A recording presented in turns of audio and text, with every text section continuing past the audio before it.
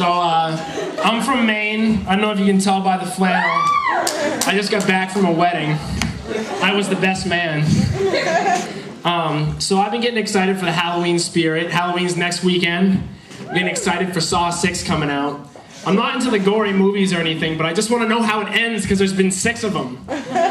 So what I did is, I was sitting there watching him and I never got the phrase, "I like to play a game." And I've never gotten that phrase because if I was sitting there with one of his victims with a reverse bear trap on top of my head, about to take off my face in 1 minute and 30 seconds, and the only way to get off was a key behind my eyeball with only a rusty nail to dig it out, I'd have been like, "I don't know where you're from, man, but where I'm from, a game is usually like Monopoly or Chutes and Ladders. Where I'm from, this is usually called homicide."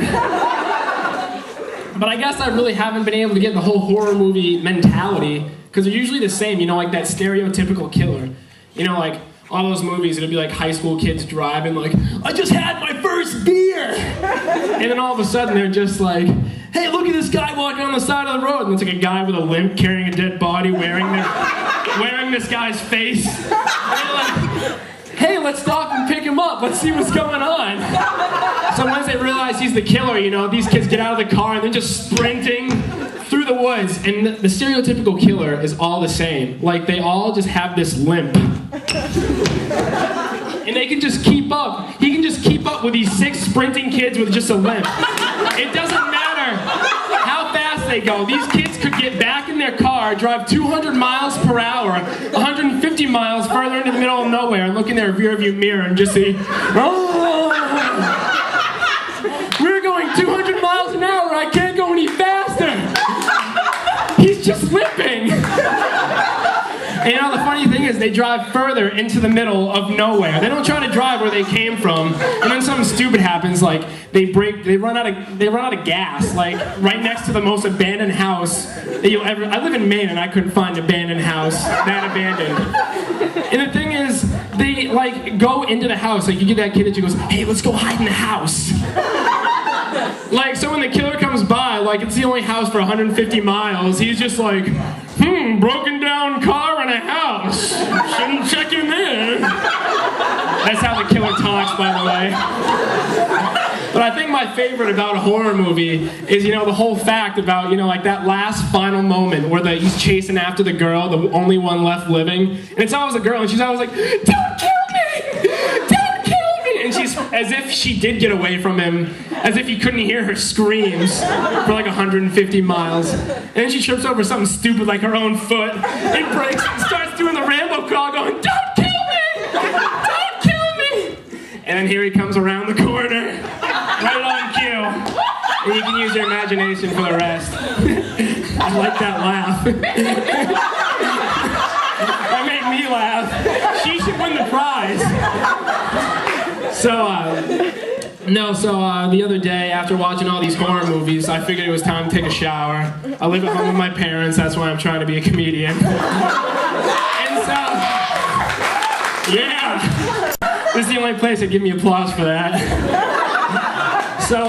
I decided it was shower time, so I went in the shower, thought I was home alone, shower time. I thought I was home alone, and so I get out of the shower. Luckily I had my boxers on, and I grabbed the broom, you know what I mean? And I don't know why, it's just that moment where you feel like you just have to just dance or something like that, and just sing around. And I had Nickelback Rockstar stuck in my head. I'm not even a fan of Nickelback.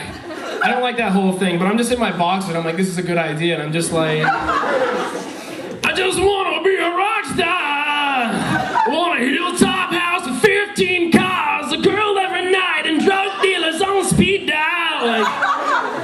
And then I hear a ahem. And I'm like, "Mom, how much of that did you see?" She's like, "I don't know, but I heard drugs." And I was like, I'm 21 years old, and it's drugs, not like I do them. And so she was just like, "In my day, we didn't have to sing about drugs. Didn't matter how old you were. Everything was discreet, even if it was, but they never came right out and said it." And I was like, "Really?" Because there's a song called Cocaine by Eric Clapton. It's titled Cocaine. And I was 5 years old. You never scolded me for singing it with you in the car. I'm sitting there in the car on my booster seat, my legs can't even touch the ground. And I'm just like, she don't lie, she don't lie, she don't lie. Cocaine. That's some good shit, Mom. You got any more of that? Like, kids are going into kindergarten and the teacher's like, well, Billy, what did you sing today? And he's just like, Little Bunny Foo-Foo. Timmy, what did you sing? Ring Around the Rosie. She's like, Jesse, what did you sing? I'm like, cocaine. I want to color. And you know, she's just like, that's not appropriate. Do you know any more? And I'm just like, yeah, driving that train, high on cocaine. What an impressionable song for a 5-year-old. Not only are you taking cocaine, but you're driving a freaking train. But, I mean, it's not like we haven't grown up with drugs our whole life. Like, look at all the cartoons we watched as kids. Like, for instance, Scooby-Doo. Like, how many, like, adults get in a van and go look for ghosts? And the thing is, the most stoner one out of all of them, Shaggy. Like, you don't acquire the name Shaggy by being, you know, a grade A student. And his dog would talk to him. And not only would they go into a ghost house, but they always had that, like, if I went to a ghost house, the last thing I would do is, like, look for food. They always look for food. And you know they were high because they'd make a sandwich out of everything there that was in the kitchen. He'd be like, like, hey, Scoob, how about we go and get some sardine, peanut butter, and bacon, mayonnaise, and peanut butter, and tuna sandwich. Sounds good, right? And he's just like, did you just talk to me, man? Yeah, Rocky. That was some good shit, man. They were high because they had the munchies real bad. The only time, I mean, if it was a ghost house, this shit must have been expired for like 2 years and it still tasted good to them. I mean, unless it was like Martha Stewart's house haunted, you know? Like there's like cake mix already on the table. Let's just put it in the... There's one already pre-made. And what about like Yogi Bear and Boo Boo? You know, Yogi Bear is just like, hey, hey, Boo Boo, I'm high as a kite and I've got the munchies. Let's go get some picnic basket. And you know, Boo Boo's just so high out of his mind, he's like, okay, Yogi.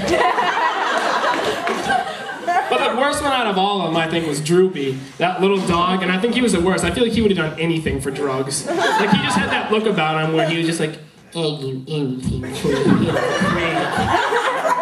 I would even get a blue tab.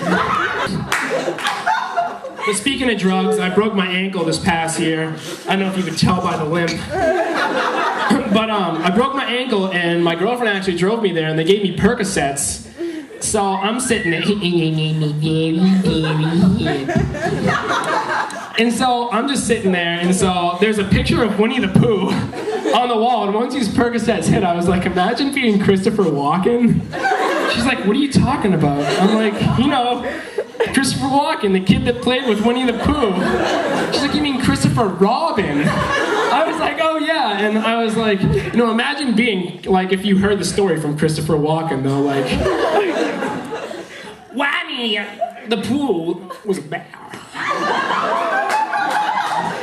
He liked honey. There was peddling. It was a little pig. Hence the name. There was Tigger, who's a tiger. Bouncing his tail. The one I felt most bad for was Eeyore. He's a oppressed little donkey. In fact, if I would have known what Zoloft was, I would have prescribed it to him. But the only time I ever saw these animals was when I found the mushrooms under my father's bed. But yeah, like I said, I broke my ankle. So, I mean, I hate running, but once I broke my ankle, I just wanted to run. Because, you know, you appreciate the things that you don't have, so, you know, now that I can run again, I hate it again. But, you know, like, what I did, you know, you never see someone running and they're happy. No one's ever like, this is great! Everyone's just like, this fucking sucks!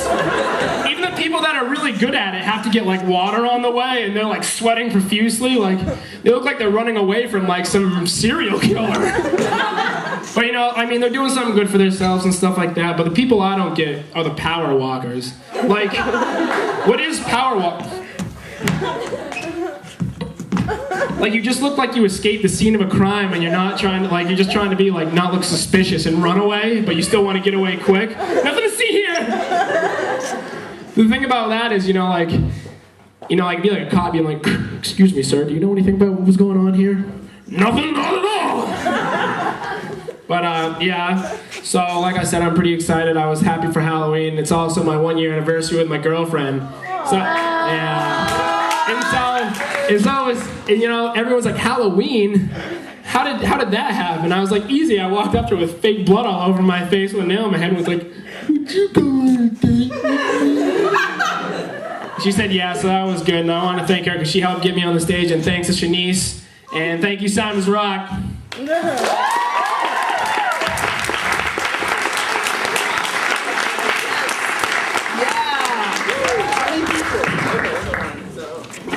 of got over.